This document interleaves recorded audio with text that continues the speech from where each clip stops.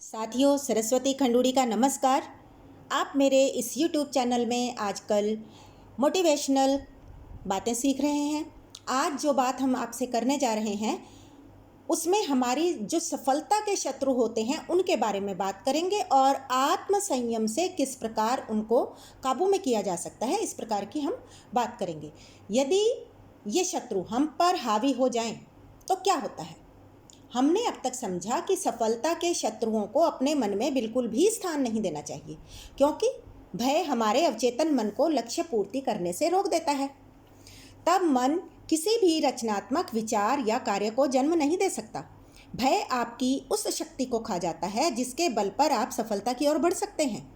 यह सफलता की सारी संभावनाओं को खत्म कर देता है।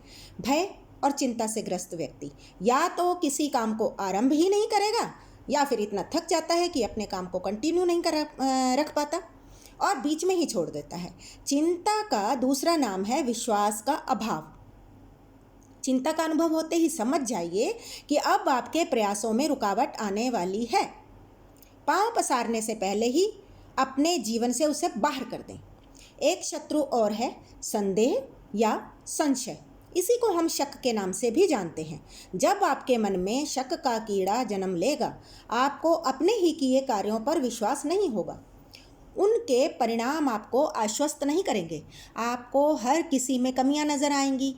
यह संशय हमारे दृढ़ निश्चय का सिर्फ एक सिरा पकड़ता है और हमारी संपूर्ण शक्ति को खत्म कर देता है। यदि आप सफल होना चाहते हैं तो आपको अपने विश्वास को जीतना होगा और स्वयं से कहना होगा, मैं कर सकता हूँ, मैं करके ही रहूँगा। आधे अधूरे मन से किए गए कार्य उसी प्रकार हैं जैसे सेकंड क्लास का टिकट लेकर फर्स्ट क्लास में सफ़र करना। अपनी असफलता का कारण आप ही हैं, क्योंकि आप बार बार खुद पर शक करते हैं और अपने आप को नालायक सिद्ध कर देते हैं।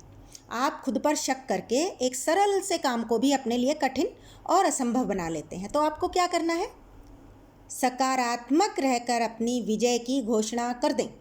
अपने को दोषी न मानें, कभी गिरावट की बात न सोचें, हमेशा तरक्की की बात करें। रोने और निरुत्साहित होने वालों का साथ छोड़ दें। कभी ऐसा संशय न करें कि सफलता मिलेगी या नहीं। संकट उन्हीं पर आते हैं जो दुर्भावनाओं से घिरे रहते हैं। अपने अंदर के शक्तिशाली व्यक्ति को जगाओ, कुविचारों का त्याग करो, तभी आत्मविश्वास जागेगा, आत्मसम्मान जागेगा और आप सफल हो पाओगे। अब बात करते हैं अपने मन के वशीकरण की। मन के वशीकरण का ही नाम आत्म संयम है।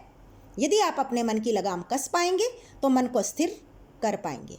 मन का भटकाव आपको सफल नहीं होने देता। अपने आप से सवाल कीजिए, क्या आपने कभी अपने मन को वश में करके उसे अपनी इच्छा अनुसार चलाने की कोशिश की है?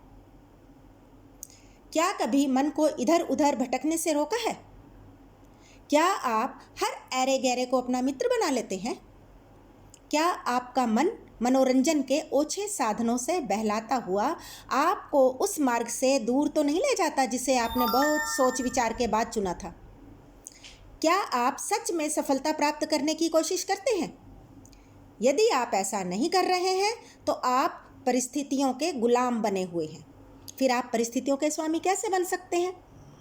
वह मन जो हमारे प्रत्येक कार्य पर, हमारी हर कोशिश पर, यहाँ तक कि स्वयं हम पर शासन करता है, उसी की हम सबसे ज़्यादा उपेक्षा करते हैं। कभी उसे समझने का प्रयत्न ही नहीं करते। जब कभी मानसिक शक्तियों की हम प्रशंसा करते हैं तो यही समझते हैं कि मन तो अपरिवर्तनशील है।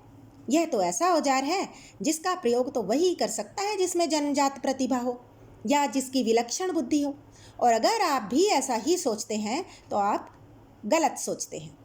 यदि आप अपने व्यक्तित्व का विकास चाहते हैं और अपने साथियों का भी भला चाहते हैं तो आपके लिए यह ज़रूरी है कि आप अपने विचारों को नियंत्रित करें।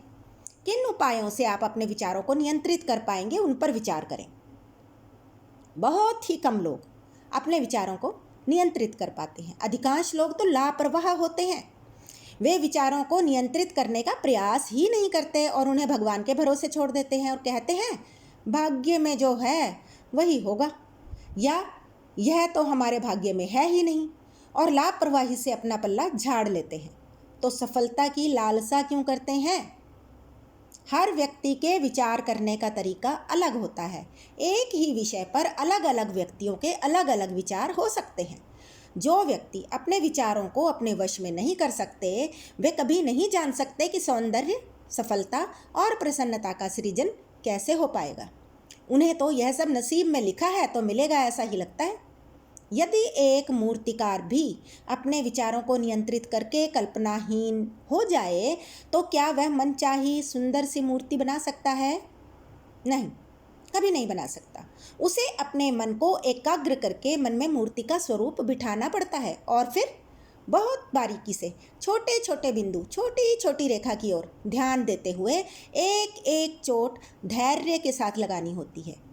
तब उसे अंतःकरण में बसी मूर्ति का स्वरूप अपने सामने जीवंत देखने को मिलता है। सुंदर विचार ही सफलता की गारंटी है।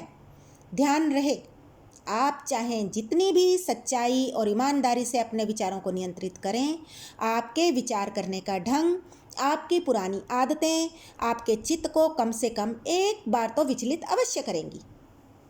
यही आपकी परीक्षा है। अगर आप विचलित नहीं होते तो सफलता को आपसे कौन दूर कर सकता है? तो समझ गए ना आप कि आत्मसंयम कितना ज़रूरी है और सफलता के शत्रुओं से दूर रहना कितना ज़रूरी है। तो कल फिर मिलते हैं एक और नए विचार के साथ। नमस्कार।